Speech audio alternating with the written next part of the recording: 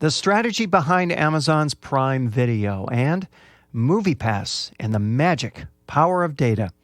This is episode 81 of Media Unplugged, the podcast that goes behind the spin to reveal what's really happening in media. Media Unplugged with Tom A. Sacker and Mark Ramsey. Welcome, bienvenue to Media Unplugged. I'm Mark Ramsey. I'm Tom A. Sacker. It's a little bit of I don't know what you're doing. classic movie or classic Broadway influence there. All right.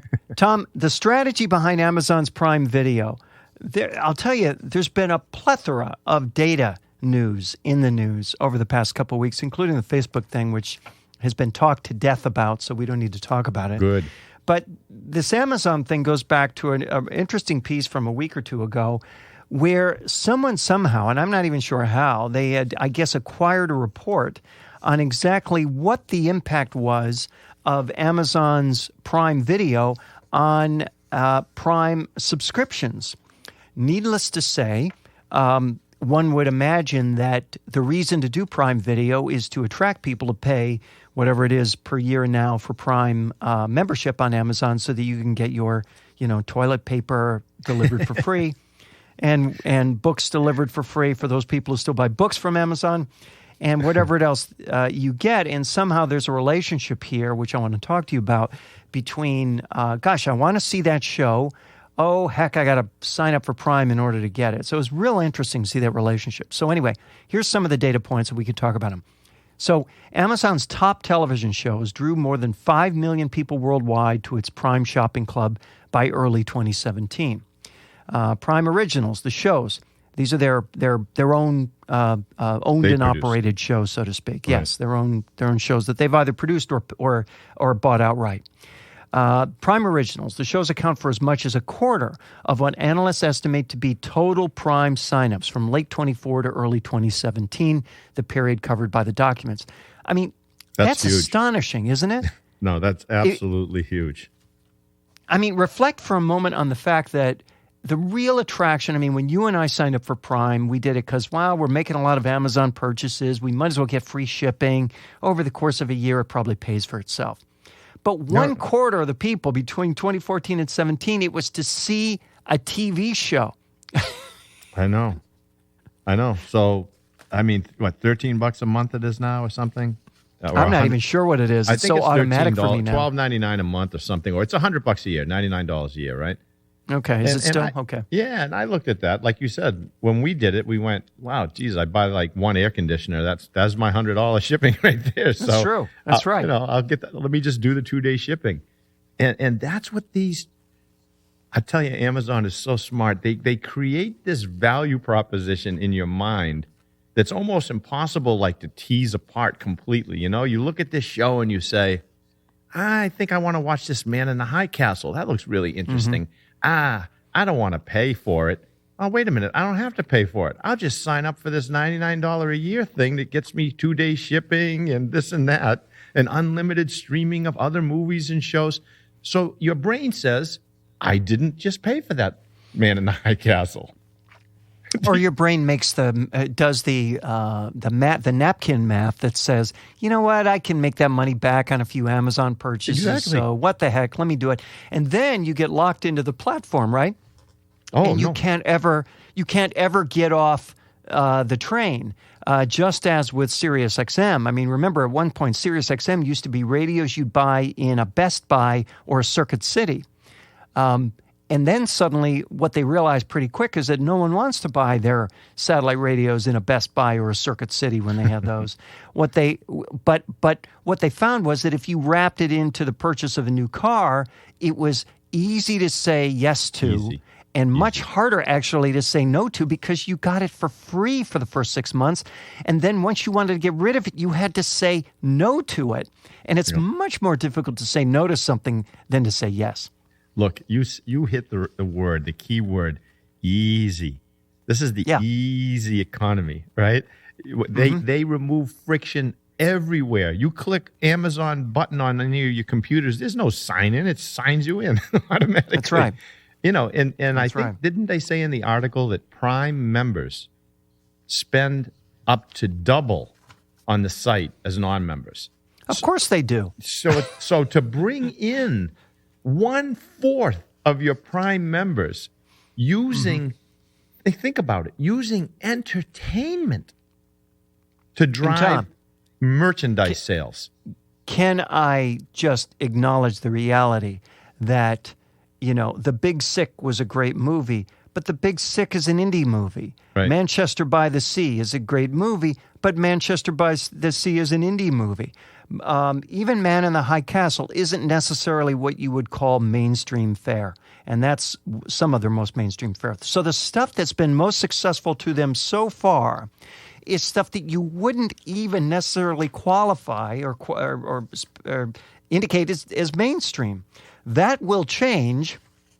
Well, they're trying to change it, right? What did they say they wanted? A hit something like what?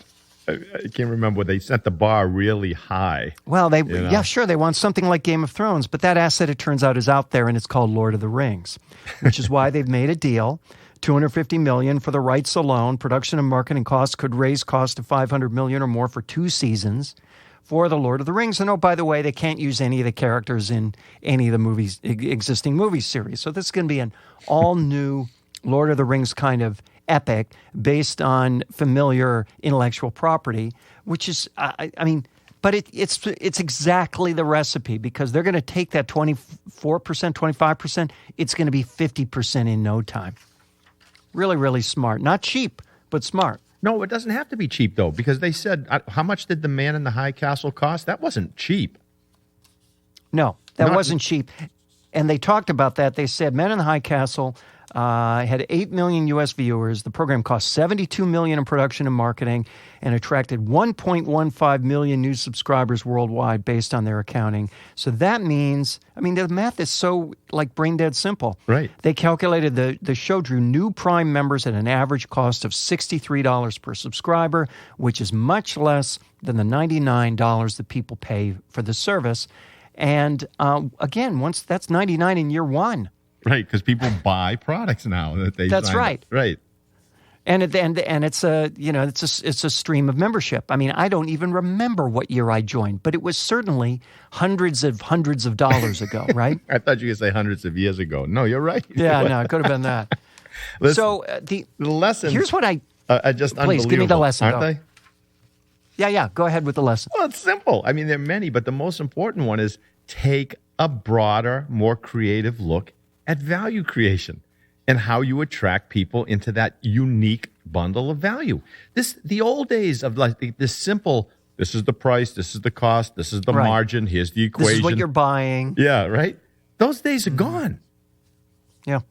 They're gone because people are going to figure out how to create a bigger bundle of value around what you're offering, and then you're going to wonder where everyone went.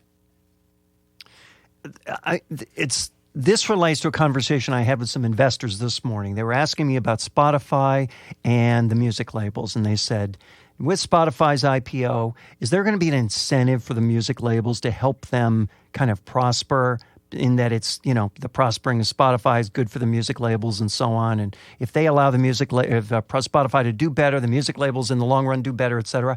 To which I said, absolutely not. Right. I said, they, as far as they're concerned, Pandora and Spotify could die on the vine because they would prefer to sell to Google and Amazon and Apple all day long. And that is because for Google and Amazon and Apple, music is a side business. Right. Music is a game, right? Music for Apple is a way to sell gadgets. It has no inherent value or significant profitability unto itself, even though it's going up year over year for them.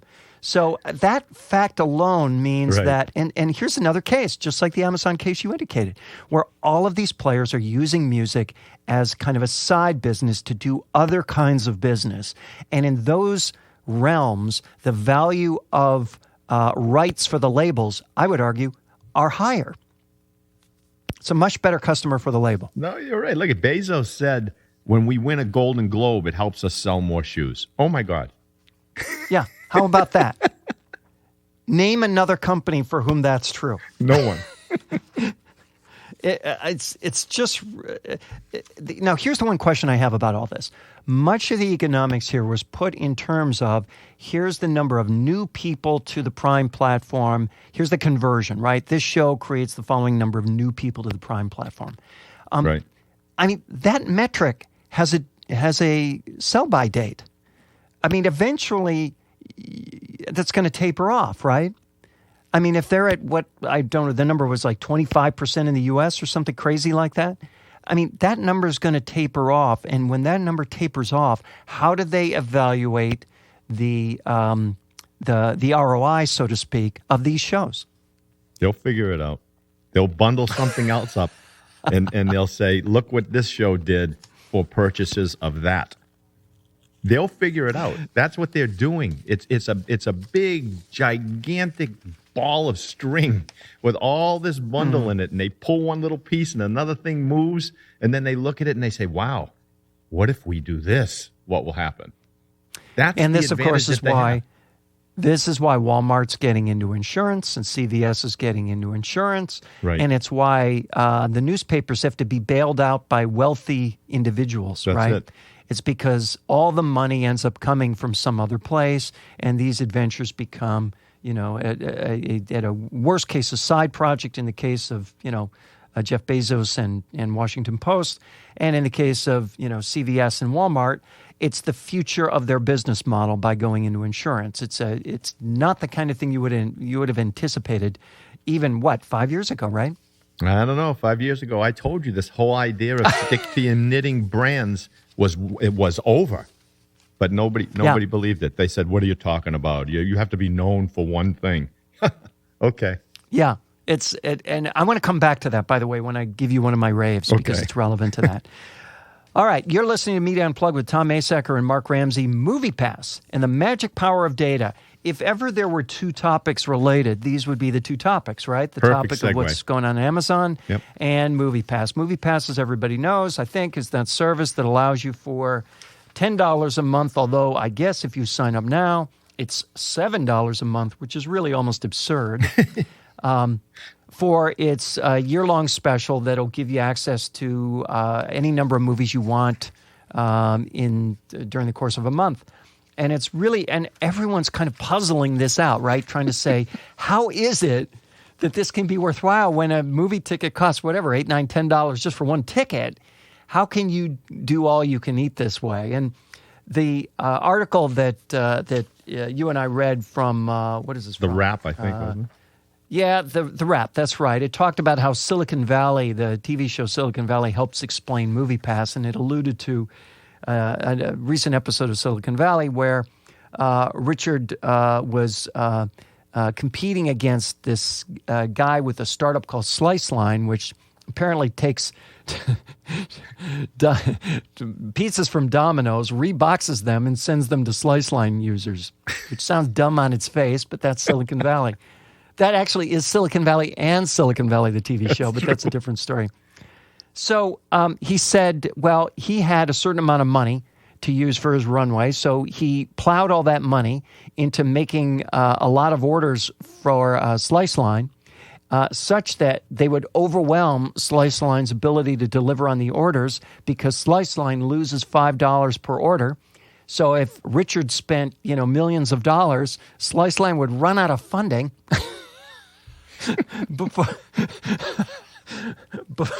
before Richard's company Pied Piper.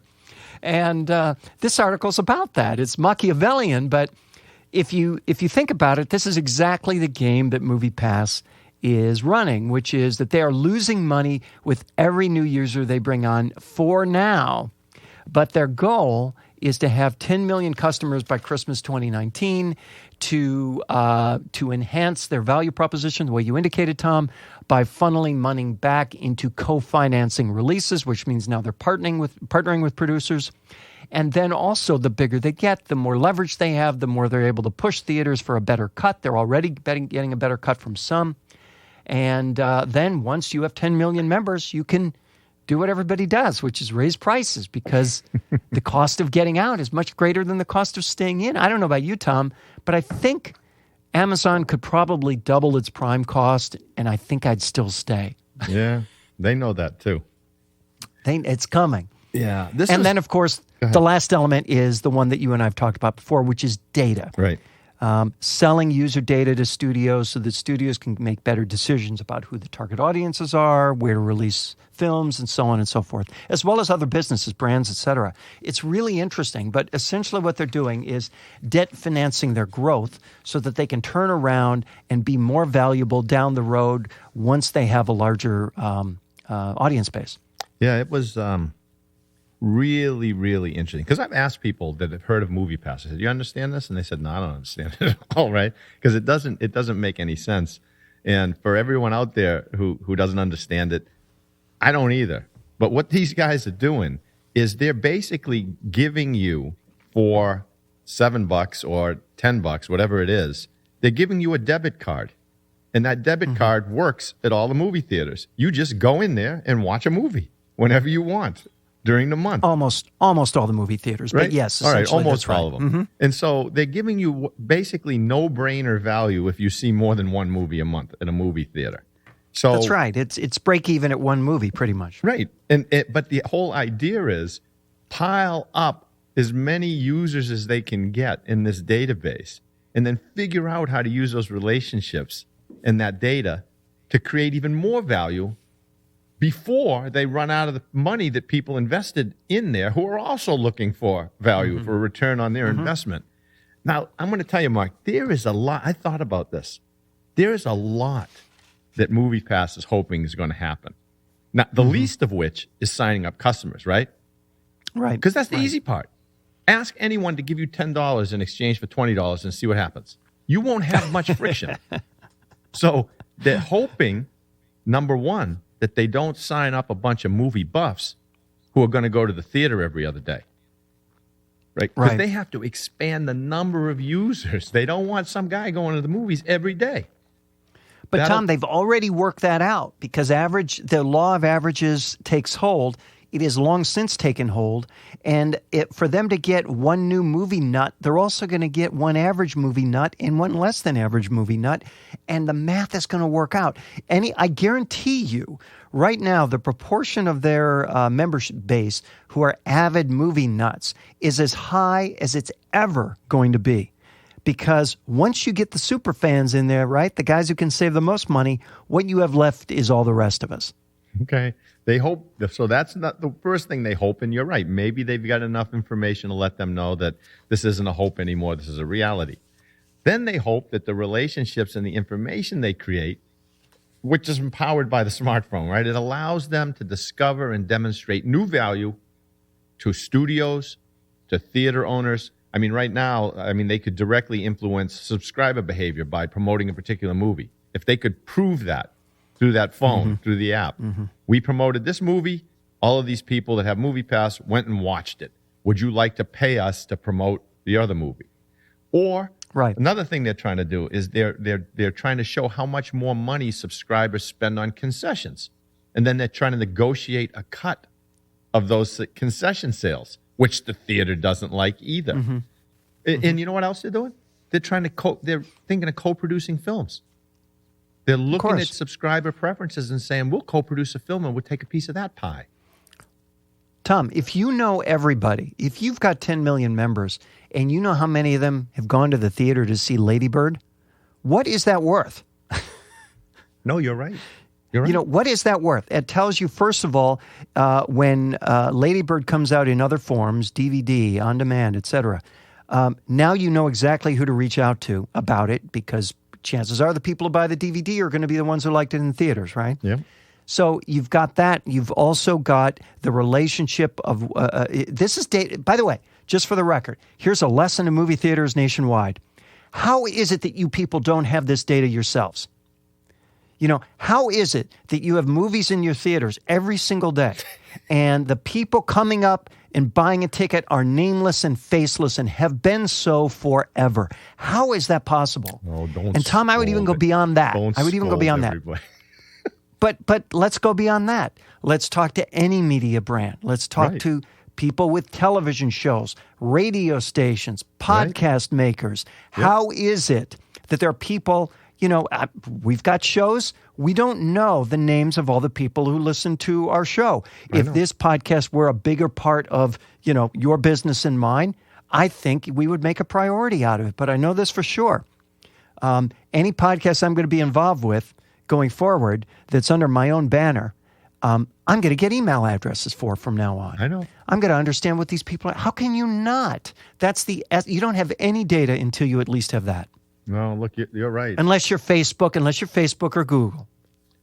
Look, I don't think people realize the potential when they have a relationship and they understand who these people are, what they prefer, where they live.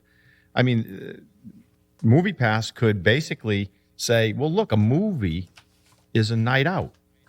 Let's take our data and let's try to work with local bars, local restaurants, Uber fare back and forth to the theater, right? They could do all of that. Sure. With that kind of data. Dinner and a movie.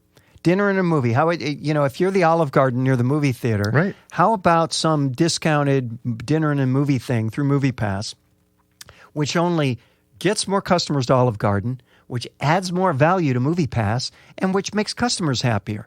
No, you're right. Look, people are lazy with regard to value creation today. I hate to say it. I hate to use that word because they would use the word busy. But if they don't sit down and figure out how to develop these relationships and make them deeper and more interconnected, someone's going to do it. That's exactly right. And I think really it could be summed up by saying, look, what business are you in really? What assets do you have or could you have? What do you know about your consumers? And what else can you provide, products or services, because of what you already provide to these people? Exactly. And those are the questions that not enough people are asking, it seems to me. Obvious. Time for rants and raves, Tom. What's on your agenda this week? All right, I'm going to do a quick rave and then a little rant. My quick rave is, did you watch NBC's live telecast of Jesus Christ Superstar last night? No, I feel like I've seen that enough times long enough ago. Oh, no. Watch it. If you can find it, watch it. They had John Legend portraying Jesus. It was awesome.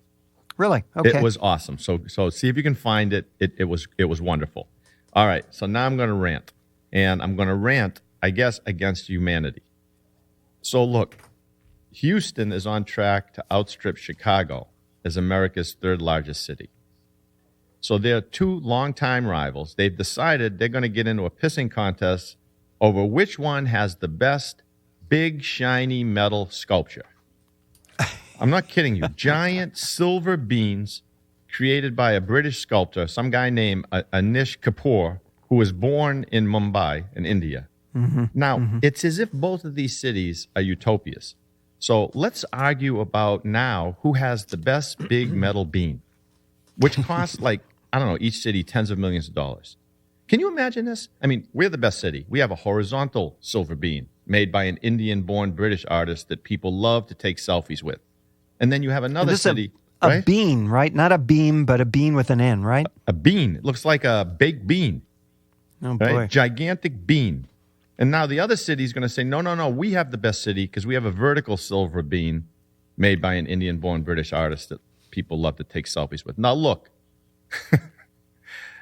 Do you understand how this is like driving me crazy? In other words, let's not go online and debate who has the best schools, the best teacher pay, the best public transportation, the best community involvement, the most freedom. Let's talk about big-ass bean sculptures, and let's argue about this all over the internet, all over the media, basically. Now, but Tom, those are so much easier to grasp, aren't they? Mark, listen, the cognitive scientist, Steven Pinker, he just released his new book titled Enlightenment Now. And in the book, he argues that reason, science, humanism, and progress are enhancing human flourishing. I think this guy should take some time to read some of these bean rants on social media. And then he can tell me if he still believes that. Listen, you lost me the minute you said book. All right, I'm done ranting. I just can't believe this. All right, well, I've got a couple for you today. I've got a couple of raves and one rant, and I feel best about the raves, so that'll be good. First of all, from, I don't know, a week and a half ago maybe. Construction has started on Star Wars theme park, and holy crap. I mean, that's the title of the article in Mashable. So it's a flyover of the construction site for the new Star Wars experience that's going to be at both in LA and in Florida. And What? Tom, it's a construction site. Well, Pinker can add it's that to his book about how progress is enhancing human flourishing. Well, but my point is that it's not done, right? But people are going gaga over steel girders and, wooden beams, and but because the thing is so expansive, because there's so much construction going on, and because it's Star Wars, which is really the nub of it, that's why it actually merits that kind of a headline in Mashable. It's just extraordinary. So all credit to Disney for capturing the zeitgeist. And by the way, that relates to my second rave, which is a new book that I'm about 3/4 of the way through right now, called The Big Picture, The Fight for the Future of Movies by Ben Fritz, who is I think, Wall Street Journal, New York Times reporter. And this is a terrific book. If you ever wondered why there's nothing but superhero franchises in the movie theater, this book gives you the answer. And I'm not going to boil it down. Well, it has to do with a lot of things like the plethora of choice. It has to do with, the cost of movies versus the free of television. It has to do with the fact that dynamics have changed, and television used to be something that if you didn't catch it once a week, you missed it altogether. But now you can see it whenever you want. You can binge it, and that leads to essentially 2, 4, 6, 8-hour movies, aka TV series. It has to do with the rise of the third world. It has to do with the rise of China as a movie market and the fact that these things have to have international flavor. It has to do with the fact that America has essentially stopped going to the mid-priced movie star epics in exchange for franchise movies. Do we care who's in the new Star Wars movie? Do we care? No, we don't. We care about the new Star Wars movie. Who's going to play Thor? Who cares?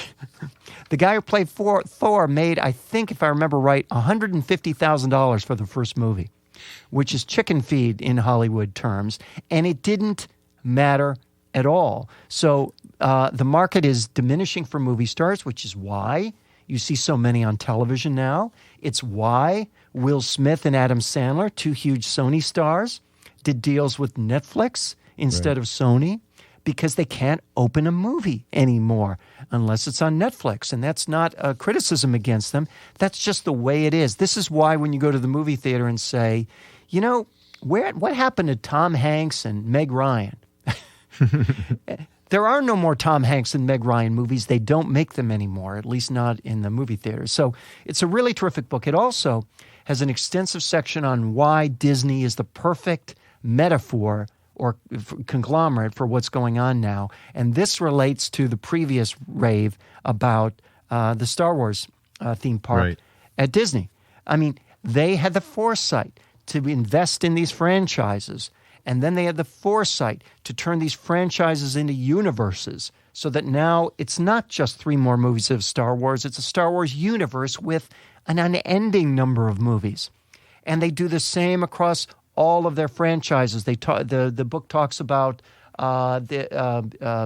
Lego doing the same thing, the Lego universe. It talks about other game companies doing the Hasbro universe, which is forthcoming. This is how things work now. And I think the more you understand that that's how things work, the better off you'll be going forward. And frankly, it's really analogous again to the Amazon story, Tom. Right. Because what is Amazon but a universe of value, right? Yep. I mean, paper towels are not inherently linked to Man in the High Castle, and yet they are inextricably linked. There's your title for your next book, The Universe of Value. The Universe of Value. I like that. Should I read that book? Are there insights in there that'll help me get my movie made? I have to put superheroes in my movie now. Oh, yes. Yes, you should read that book. Yeah, I would recommend you. You'd like that book. It's a good book. Last one, Rent. This is something called Crime Online, which is Nancy Grace's, I guess, podcast/website. And I signed up to this just to see what it was about. And so I get this email, and it has all this urgency associated with it. It says, if you thought you had privacy on the internet, think again. This search engine knows everything. Have you looked up your name yet?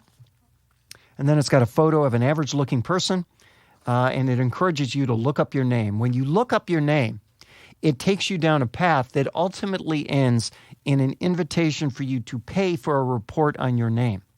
So in other words, this is pure advertising, but it's on a site that sends out emails under the guise of information. And I don't know, do they think, Tom, that people won't figure this out? Do they think that this won't feed back on them? When you send out editorial and it is pure advertising, I mean, even to the point where you get to the end and ask for, a credit card. What part of that can't be foreseen? Mm-hmm. Steven Pinker's book. We're flourishing. You lost me at book. That's Media Unplugged for this week. Please remember to subscribe to us at iTunes or on Stitcher or wherever you get your podcasts. And while you're there, please rate the show. It helps other folks discover us. You can also catch us at Art 19, Radio Inc., Media Village. We like Media Village. And Google Play Music. You can follow Tom on Twitter at Tom Asacker, and I hope you do, and Mark at Mark Ramsey Media. Send us your questions and comments using hashtag Media Unplugged. If there's a media topic you want us to cover, tweet us.